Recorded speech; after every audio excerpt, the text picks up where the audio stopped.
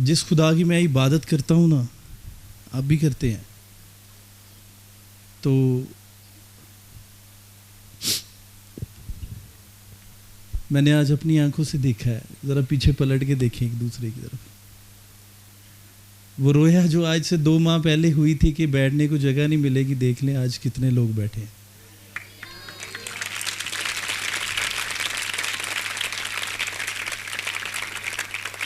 जो आंसुओं से बोते हैं वो अपने पूले खुशी से लेके वापस लौटते हैं। आमीन, थैंक यू। शायद आज तो बोला भी नहीं जा रहा खुशी से कि एक बात मेरी याद रखिएगा, मैं सबसे पहले खुदा की शुक्रगुजारी करता हूँ, अपनी टीम की, अपने भाई पास्टर समर की, पास्टर नासिर साहब, एरिक साहब,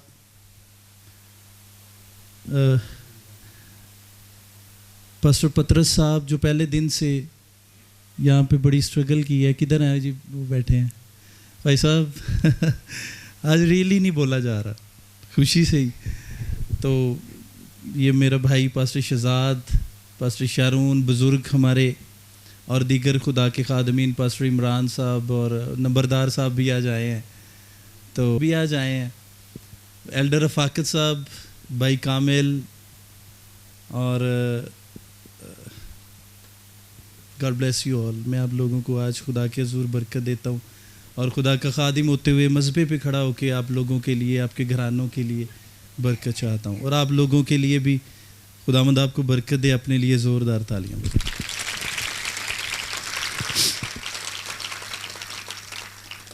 एक बात शेयर करना चाहता हूँ। बहावलपुर के अंदर एक विज़िट हुआ, मुझे जो कॉल पे सुना गया, विज़िट हुआ, और उस विज़िट में कोई आज एक और जगह पे इबादत थी, एक और जगह पे। मैं बड़ा सादा सा बंदा हूँ, मुझे ये हुलिये को ज़्यादा मेंटेन करना ज़्यादा अच्छा नहीं लगता। बस सादगी से जो मिल जाए पहन के तो खुदा के काम के लिए खड़ा हो जाता हूँ। तो मेरा खुदा मुझे सरफराज कर रहा है, ये उसी के नाम को जलाल है। तो आज मैं बहावलपुर के जो पास्टर है, सीनियर पास्टर साहब, पास्टर मुनव्वर साहब, उनके साहबजादे भी आए हैं। मैं आपको भी वेलकम करता हूँ यहाँ पे। गॉड ब्लेस यू भाई, आपको यहाँ पे दिल की गहराइयों से वेलकम करते हैं। God bless you. सॉरी मैं भूल गया, आपका चेहरा देखा तो मुझे याद आया। तो जब घर विज़िट किया गया, जो मुझे पता चला है कि घरानों में जब विज़िट किया गया तो कहा कि हम आपको बसेस देते हैं, तो आप ऐसा करें कि हमारे साथ इबादत पे आए, चलें। लोगों से कहा गया, तो लोगों ने ये कहा कि हम नहीं जा सकते, हमने बुद्ध मीटिंग पे जाना है। 1 घर, 2 घर, 3 घर, 4 घर, मिसिस शारून ऐसे ही है तो जी। और ओके, तो 1 घर, 2 घर, काफ़ी सारे घर विज़िट हुए, लेकिन उन्होंने कहा नहीं जी, हम नहीं जा रहे, हमने बुद्ध मीटिंग में जाना है जो हेवंस टीवी की होती है, पास्टर शहजाद परवेज़ साहब से मिलने के लिए जाना है।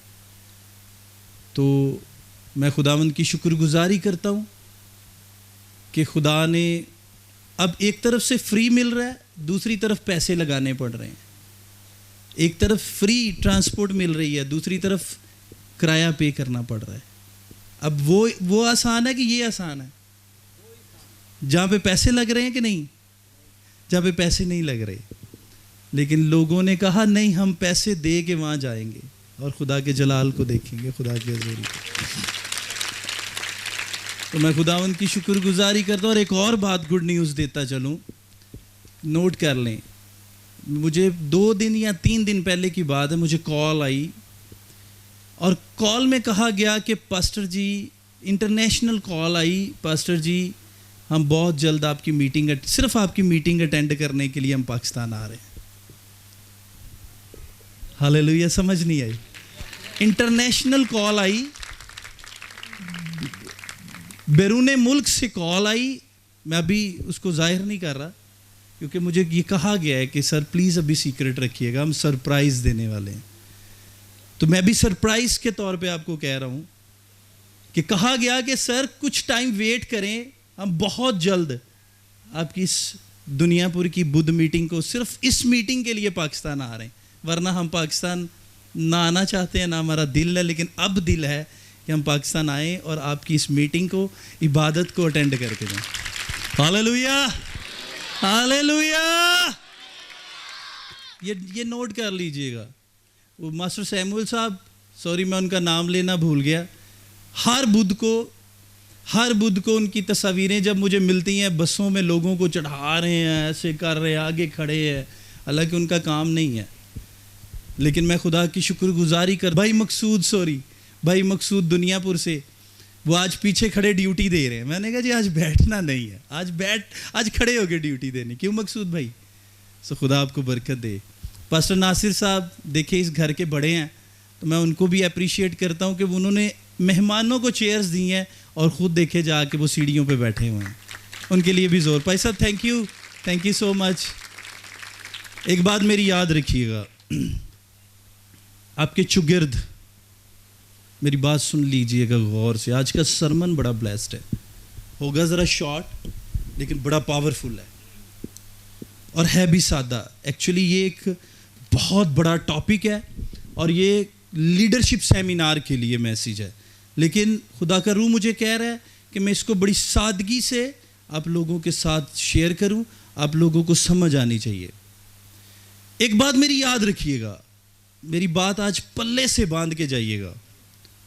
2016 से 2023 के इस सफ़र में, इस जवानी के, इस खिदमत के अयाम में मेरे साथ बड़े बड़े हादसात हुए हैं, एक्सीडेंट हुए, चर्च बनाया, ट्रैवलिंग हुई, लोगों ने ज़्यादतियाँ की, बहुत कुछ हुआ, बहुत कुछ सीखने को मिला। लेकिन पास्टर शहजाद ने, जो आज आप लोगों के सामने खड़ा है, बिलीव कर लें, मैंने आज तक किसी के अगेंस्ट कोई प्लानिंग नहीं की। मैंने आज तक किसी के अगेंस्ट, किसी के खिलाफ प्लानिंग नहीं की।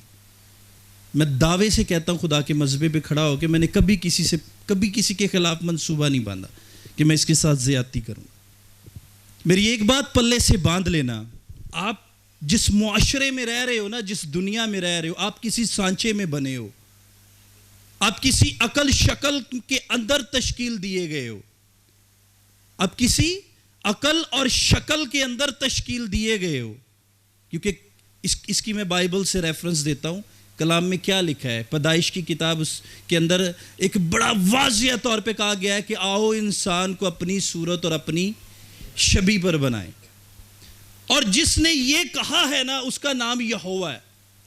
और वो जो यहोवा है, जो एल है, वो कहता है कि आओ इंसान को अपनी सूरत, अपनी शबी पर बनाए। और अगर वो खुदावंद में है, जिस सांचे में वो बना है, जिस सांचे में इंसान को तख्लीक किया गया, इंसान को पैदा किया गया, अगर वो उस सांचे में है, तो याद रखना उस ओदा जड़ा सच्चा है ना, सच्चा जिसे इट बनाने वाला सच्चा, उसको सांचा कह देते हैं। उस सांचे के अंदर जो शख्स रहता है, वो डिजाइन खुद देता है। इट का डिजाइन सच्चा देता है कि नहीं? अव्वल F1 F2 नाम दे देते हैं कि नहीं? लेकिन उस सांचे ने जो आपको नाम दिया है ना, वो है मसीहत का। वो कौन सा है? वो मसीहत का है। अगर सच्चे मसीही हो, सुनो, अब मुझे ये बताओ, जिस सांचे में आप लोग बने हो, मैं आप अपने टॉपिक की तरफ आ रहा हूं, अब मैं बाइबल की तरफ जा रहा हूं। जिस सांचे में आप लोग बने हो, अब मुझे ये बताओ, जिस सांचे में बने हो, वो उस सांचे के खिलाफ कितने मंसूबे हैं? जिसको आप पपलून कहते हो, शैतान कहते हो, जिसको लूसीफर कहते हो, उसने कितने मंसूबे उसके अगेंस्ट खड़े किए? उसने किए कि नहीं? लेकिन फतह किसकी हुई?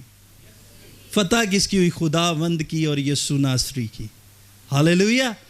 अब जो मैं कहना चाह रहा हूं, गौर से सुनना। तुम्हारे चगिर्द बहुत सारी आंखें लगी हैं, तुम्हारे चगिर्द बहुत सारे मंसूबे बांधे जा रहे हैं।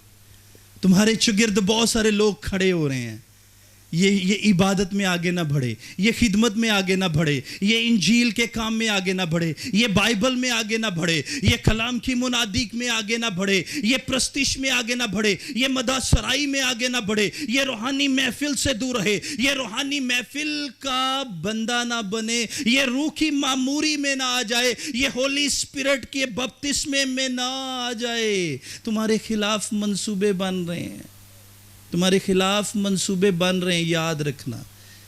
लेकिन पौलुस रसूल आजम तमोथियस को कहते हैं, तमोथियस के खत में तमोथियस को कहते हैं, चंगे फौजी की तरह जंग लड़नी है, अच्छे फौजी की तरह जंग लड़ना। भाई फौजी बैठा है, पाकिस्तान अच्छे फौजी की तरह जंग लड़ना। आए मेरे साथ किताब मुकद्दस को जरा, पुराने अहदनामा में दानिएल की किताब, दानिएल सफ़ा नंबर 925, उसका 10वां बाब और उसकी 13वीं आयत को सिर्फ मैं पढ़ूंगा, सिर्फ 13वीं आयत को जरा गौर से सुनिएगा। 13वीं आयत को पढ़ूंगा, 10वां बाब और इसकी 13वीं आयत। ये एक्चुअली लीडरशिप पे सिखाने के लिए, खुदा के लोगों के लिए, खुदा के खादमों के लिए ये सरमन है, ये सिखाने के लिए, क्योंकि ये सारा मुकाशफा से रिलेटेड है। लेकिन मैं इसमें जो आप चीज़ें आपको समझाना चाहता हूँ, स्पेशली बहुत सारे बच्चे आज ब्लेस होने जा रहे हैं, जिनको आज मसा किया जा रहा है, आज बहुत सारे काम होने हैं इधर, आज बहुत सारी जिंदगियां बदलनी है आज। हालेलुया। दानिएल की किताब पुराने अहदनामा में इसका 10वां बाब और इसकी 13वीं आयत के अंदर लिखा है, फिर फारस की मुमलिकत के मुवक्किल ने 21 दिन तक मेरा मुकाबला किया।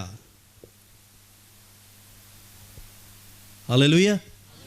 सुनना जरा, फिर फारस की मुमलिकत के मुवक्किल ने 21 दिन तक मेरा मुकाबला किया, फिर मिकाएल का जो मुकर्रब फरिश्तों में से है मेरी मदद को पहुंचा और मैं शाहाने फारस के पास रुका रहा। लेकिन 14वीं आयत भी मैं पढ़ता हूं, पर अब मैं इसलिए आया हूं कि जो कुछ तेरे लोगों पर आखिरी अयाम में होने को है तुझे उसकी खबर दूं, क्योंकि हनूज रोया ज़माना दराज के लिए है। कलाम खुदा का पढ़ा, सुना, समझा और कबूल किया जाना हम सब के लिए बायस बरकत हो। एक आवाज़ में बोलेंगे आमीन। आए दोनों हाथ उठाएं ज़रा मेरे साथ, आंखें बंद करें, मुझे एक भी आंख खुली ना नजर आए। दोनों हाथ पूरे उठाएंगे, पूरे पूरे पूरे पूरे, सिर्फ एक 2 मिनट के लिए। ए खुदावंद, बोले मेरे साथ, ए खुदावंद, मैं जो कुछ तेरे कलाम में से सुनूं मेरी जिंदगी को बदलने वाला हो, मेरी जिंदगी को तब्दील करने वाला हो। जोर से बोले आमीन, जोर से पूरा गर्ज के बोले आमीन। हालेलुया। मैं इस वर्ष को दोबारा से पढ़ूंगा आप लोगों के लिए। फिर फारस की मुमलिकत के मुवक्किल ने 21 दिन तक मेरा मुकाबला किया, फिर मिकाएल जो मुकर्रब फरिश्तों में से है मेरी मदद को पहुंचा, मैं शाहाने फारिस के पास रुका रहा। अब 14वीं आयत पर, अब मैं इसलिए आया हूं कि जो कुछ तेरे लोगों पर आखिरी अयाम में होने को है तुझे उसकी खबर दूं, क्योंकि हनूज रोया ज़माना दराज के लिए है। कितने लोगों को यह समझ आई है?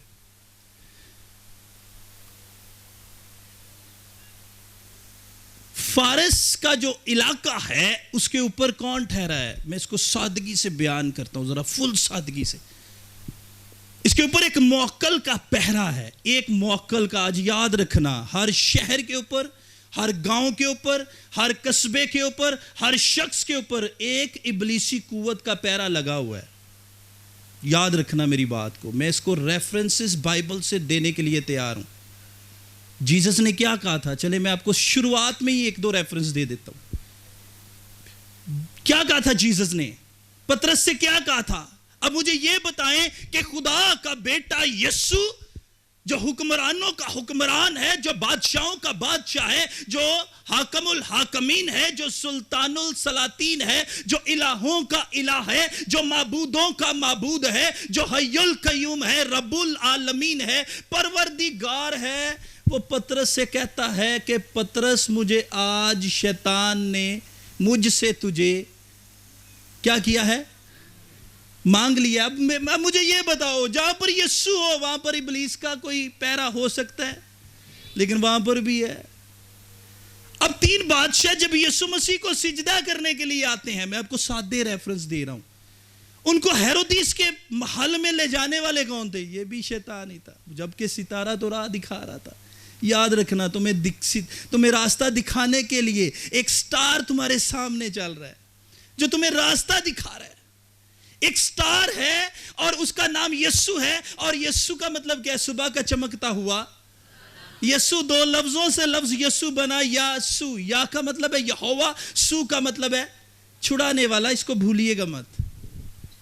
सुबह का चमकता हुआ सितारा तुझे रात दिखाता है, लेकिन जब किसी लड़की को देखा तो ज़हन में गंदगी आ गई। बेगाने माल को देखा तो गंदगी आ गई। किसी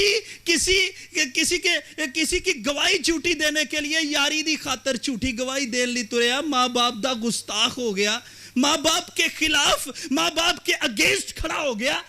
ये कौन है? ये भी वही पैरा है, ये वही है जिसकी बाबत कहता है, यीशु कहता है, तुझे मुझसे किसी ने मांग लिया। याद रखना, तुम ब्लेस्ड हो जाओ, ब्लेस्ड हो जाओ, तुम सुपर ब्लेस्ड हो जाओ, लेकिन शैतान कभी तुम्हारा पीछा नहीं, वो तुम पे लगा रहेगा, लगा रहेगा। फारस का मौक्कल, बहावलपुर का मौक्कल, दुनियापुर का मौक्कल, जिसे पता लग गया है कि दुनियापुर के अंदर नजात आ गई है, उसे पता लग गया है, उसे पता लग गया है, उसे सब कुछ पता चल गया है कि यहां पर यीशु उतरा है, यीशु उतरा है यहां, हम गाएंगे, वो मौजूद है यहां, हम गाएंगे। कितनी गवाहियां सुनी है, ये किसके नाम की है? पादरी जदाद कुछ भी नहीं जे, ये तो घटा मिट्टी है, ते घटा मिट्टी दे होंदे भी लायक नहीं है। जब बड़े से बड़े रसूल कहते हैं हम बेशक उसके बेटे हैं, बेटे बेटियां हैं, लेकिन फिर भी हमारी आजिज़ी हमें यह बताती है। पतरस रसूल क्या, यूहन्ना क्या कहता है? यूहन्ना क्या कहता है कि मैं तेरे पांव की जूती के तस्मे खोलने के भी लायक नहीं हूं। याद रखना, respect your elders, respect your parents. आज हर शख्स के ऊपर, बच्चे सुनो, आज बहुत सारी बेटियां इधर उधर देख रही हैं, भाई इधर उधर देख रहे हैं, क्या है ये? क्या है ये? तवज्जो बदलता है। इब्लीस नजर नहीं आता, याद रखना, वो तुम्हारी तवज्जो को बदलता है, वो तुम्हारी फोकस को बदलता है, वो तुम्हारे रुझान को बदलता है, वो तुम्हारी तरबियत को बदलता है, वो तुम्हारी तरबियत को बदलता है, वो तुम्हारी तरतीब को बदलता है, वो तुम्हारे सिजदों में आके ऐसी सोचों को शामिल कर देता है। वो अब एक बात मेरी याद रखना, तुम्हारी सबसे बड़ी जो कमजोरी होगी ना, वो कोई लड़की हो सकता है, वो लड़का हो सकता है, वो झूठ हो सकती है, वो अबजोई हो सकती है, वो शैतानी कुव्वत हो सकती है, और हर वो गंदा ख्याल ख्वाब जो तेरे साथ खड़ा है, शैतान उसी पे अटैक करेगा और वो तुझे उसी को तेरे सामने खड़ा करेगा। याद रखना, वो तुझको उसके सामने खड़ा कर देगा, क्योंकि ये मेंटली तौर पर वो तुझे कहां से डिस्टर्ब करता है? याद रखना, शैतान तुझे यहां से डिस्टर्ब करना शुरू करता है, और जब यहां से तुम डिस्टर्ब करते हो, तुम्हारा ब्लड प्रेशर क्या होता है? हाई होना शुरू हो जाता है। तुम्हारा ब्लड प्रेशर, तुम्हारा बीपी हाई होना शुरू हो जाता है।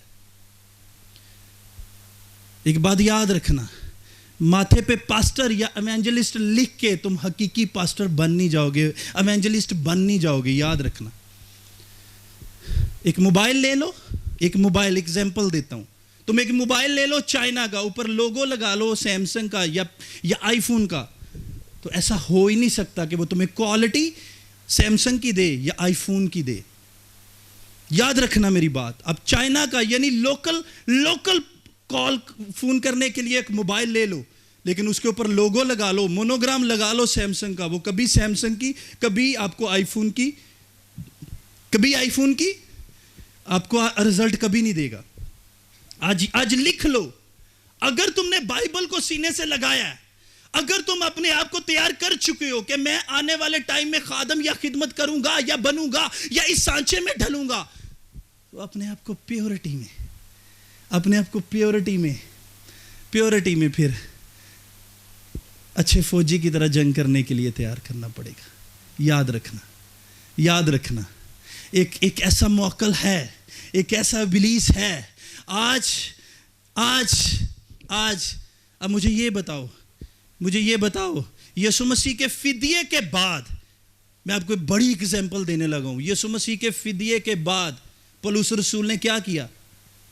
जब इंजील की मुनादी, जब यीशु की मुनादी, जब यीशु मसीह के खुशखबरी का पैगाम शिद्दत से फैलने लगा, तो एक पावर ऑफ अटर्नी दी गई रोम की तरफ से। किसे? मुकद्दस पौलुस रसूल आजम को, कि जड़ा तेनू यीशु दा नाम लैण वाला लभे उन्हें वड़ दे। मिली कि नहीं? मिली है कि नहीं? बोलो तो सही, मिली है कि नहीं? एक पावर ऑफ अटर्नी रोम की तरफ से, रोम हुकूमत की तरफ से मिली कि जो भी तुझे मिले उसे क्या करना? उसे काट डालना, उसे खत्म कर देना। अब पावर ऑफ अटर्नी लेकर वो घोड़े पे बैठा है, अपने जंगजू, अपने जो है उसके साथ उसके दोस्त है, वो सबका लीडर बन के सबके आगे आगे जा रहा है, घोड़े पे ऊपर बैठा। और जा किधर रहा है? दमिश्क की राह पर जा रहा है। और कलाम में लिखा है कि उसके ऊपर ही कौन जाहिर हुए? उसके ऊपर यीशु, जीसस जाहिर हुए, जीसस। लेकिन उसको ले जाने वाला कौन है? अब सवाल ये है, उसको ले जाने वाला कौन है? और पीछे पावर ऑफ अटर्नी देने वाला कौन है? दिलवाने वाला कौन है? वो भी शैतान है। वो भी पीछा नहीं छोड़ रहा, और वो पीछा नहीं छोड़ता। याद रखना, ज़ेन को उसने मुंतशर कर दिया, गुस्से वाला कर दिया, छोड़ूंगा नहीं, करूंगा नहीं, करने नहीं दूंगा, ये नहीं होने दूंगा। और इब्लीस उसके ऊपर हावी हो गया। और जब हावी हो गया, वो घोड़े पे बैठा है, पावर ऑफ अटर्नी उसके पास है कि कोई मुझे पूछे तो ये देखे मेरे पास एक अथॉरिटी है कि जितने भी यीशु के पैरोकार मिले उनको सबको काट डालूं। आज कोई बहू अपनी सास से तंग है, कोई सास अपनी बहू से तंग है, घर में लड़ाई है, झगड़े है, भाई को देखना पसंद नहीं करता, पास्टर दूसरे पास्टर को देखना पसंद नहीं करता, खिदमत में बहुत सारी रुकावटें आ जा रही हैं। और ये इसके पीछे कौन है? अगर यीशु के होते ये सब कुछ हो रहा है, तो हम आप और मैं कौन है? अगर यीशु के होते ये सब कुछ हो रहा है, तो खुदा के खादिम बैठे हैं, मैं भी हूं, हम सब में तफरके, बिदते, बुगस है, चोइयां, चुगलियां, वो ऐसा है, वो ऐसा है, वो ऐसा है। ये क्या है? इसको आज समझो। आज भाई को देखना पसंद नहीं करता, आज भाई का हाथ पकड़ के चलना नहीं पसंद करता, माँ की इज्जत करना कोई पसंद नहीं करता, माँ बाप को एक सेकंड में रद्द कर देते हैं। और इसके पीछे लॉजिक क्या है? इसके पीछे पावर कौन सी है? इसके पीछे पावर गंदे मुअक्कलों की है। गंदे मुअक्कल्स जो जादूगिरी की तरफ लेके जा रहे हैं, जो ज़नाकारी की तरफ लेके जा रहे हैं, जो शराब की तरफ लेके जा रहे हैं, जो काले इलम, ये जी फलाना इलम, ये जी फलाना इलम, ये जी फलाना इलम। और यीशु से बड़ा कोई इलम है? यीशु से बड़ा कोई आलम है? यीशु के नाम से उसने देखे सुने, उसने जात का तो जिक्र ही नहीं किया, उसने अपने नाम में कहा तुम जो कुछ मेरे नाम से चाहोगे तुम्हारे लिए। उसके आगे किसी मौक्कल की कोई पावर नहीं है। पता नहीं कितने सारे मौक्कल उस घोड़े के साथ साथ, पौलुस के साथ साथ आगे पीछे भाग रहे, लेकिन जब यीशु जाहिर हुए तो मुंह के बल गिरा। और जब गिरा तो सबसे पहले उसकी क्या हुई? आंखें बंद हुई। फिर हननिया को कहा गया, जा इसकी आंखों पे हाथ रख। 3 दिन और रात वो क्या रहा? वो अंधा रहा। याद रखिएगा, अपने आप को अच्छे फौजी की तरह तैयार करें। मौकल हर वक्त तैयार है, शैतान हर वक्त तैयार है। चेक करो, मैं किसी ऐसी महफिल में तो नहीं बैठता, किसी ऐसे लोगों में तो नहीं बैठता जो मेरी स्पिरिचुअल लाइफ को खराब कर रहे हैं। मेरी नजरें, यीशु ने क्या कहा? चले मैं आपको एक बात बताता हूं। यीशु ने क्या कहा? रजू लाओ, तौबा करो। अगला लफ्ज क्या है? तौबा करो, रजू लाओ। लफ्ज देखे क्या है? तौबा करो। पीछे से बोले, तौबा करो, बच्चे इधर देखे मेरी तरफ, तौबा करो और रज्जू लाओ। रज्जू का मतलब क्या है? फोकस करना, अपने आप को फोकस करो। जब तुम रज्जू लाओगे तुम्हें अपनी कमियां, कोताहियां, जो कुछ अंदर है, आपको सब कुछ पता लगना शुरू हो जाएगा। मेरे अंदर ऐबजोई है, मेरे अंदर चुगली है, बदकारी है, जनाकारी है, शराबनोशी है, सिगरेट है, या मैं ऐसे बुरे गंदे कामों में धंसा हुआ हूं जिसके सबब से। हेलो बच्चे, क्या कह रहा हूं मैं? क्या कह रहा हूं मैं? अपना फोकस कभी मत हटने दो। अच्छे फौजी की तरह जंग लड़ो। किसकी तरह? क्यों कहा गया? क्यों कहा गया ये लफ्ज, अच्छे फौजी की तरह जंग लड़ो? फौजी की पहचान क्या है? चले फौजी साहब बताए, फौजी की पहचान क्या है? बैठ के बता दे, कोई बात नहीं।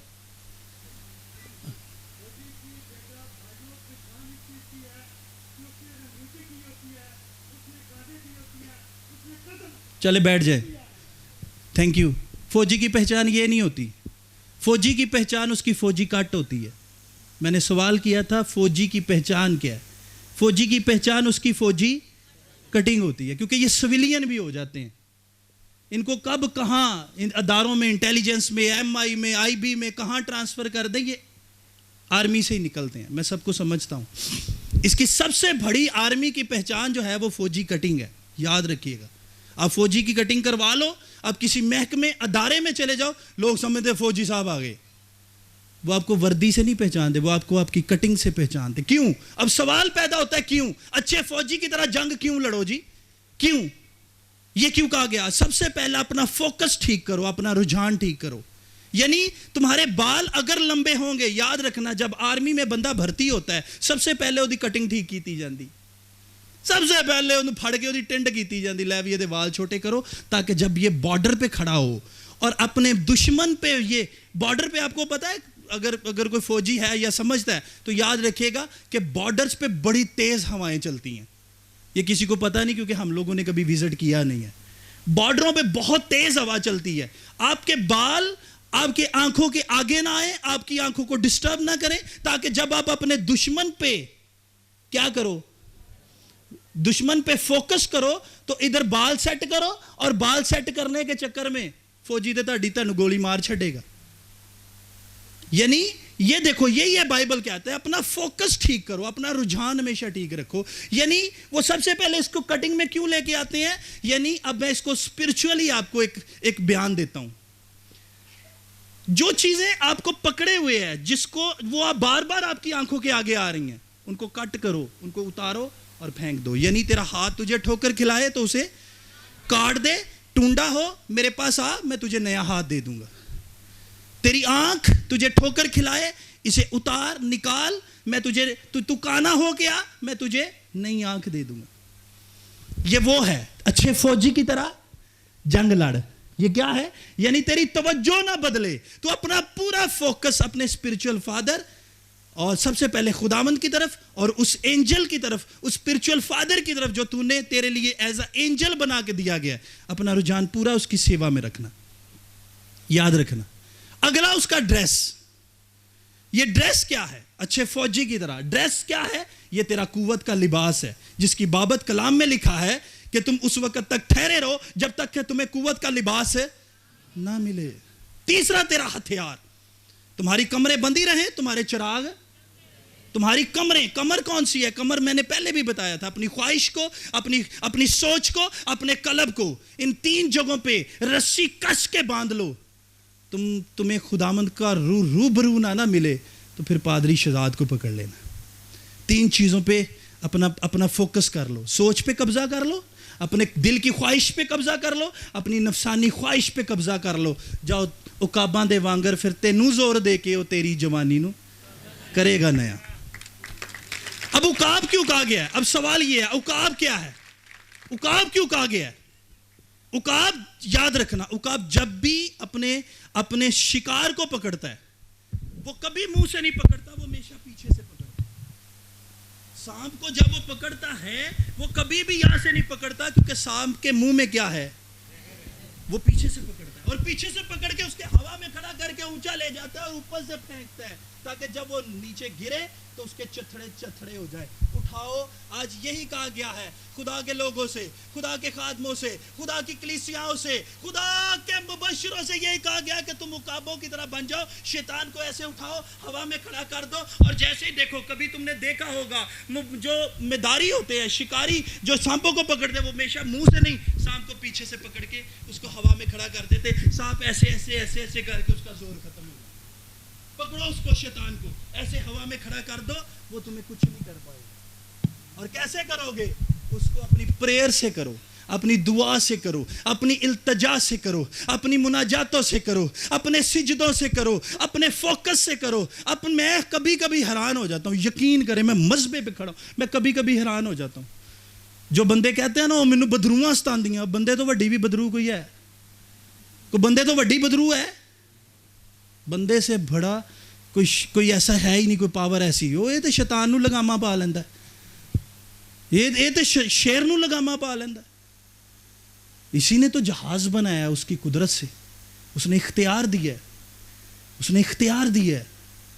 अपने आप को पूरा जान में ले गया हो, मैं उसका नौकर हूं, मैं उसका खादम हूं।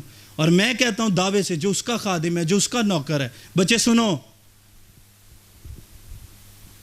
जो उसका खादिम है, जो उसका नौकर है, वो कभी भी उसे गिरने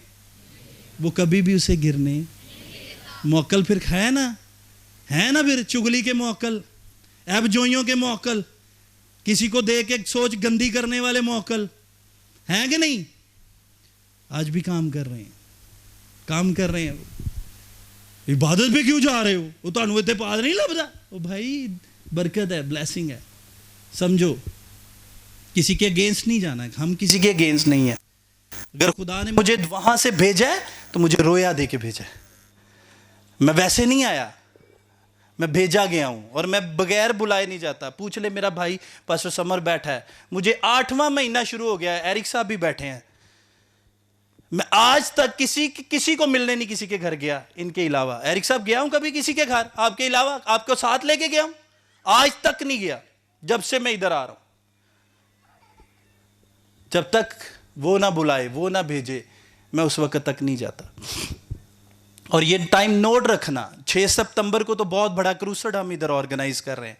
हजारों की तादाद में लोग आ रहे हैं, हजारों की तादाद में।